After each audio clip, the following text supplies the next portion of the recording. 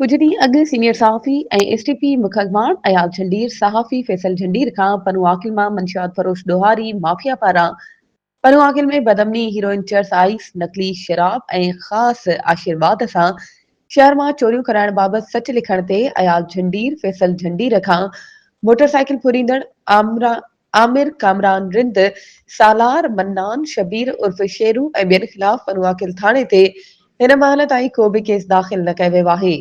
पनुआकिल police समेत आला अमलदारनि खे शिकायतूं करण ते मच्छर जी इन मंशियात फरोश ऐं क्रिमिनल गैंग पारां अयाल झंडीर ते कातिलाना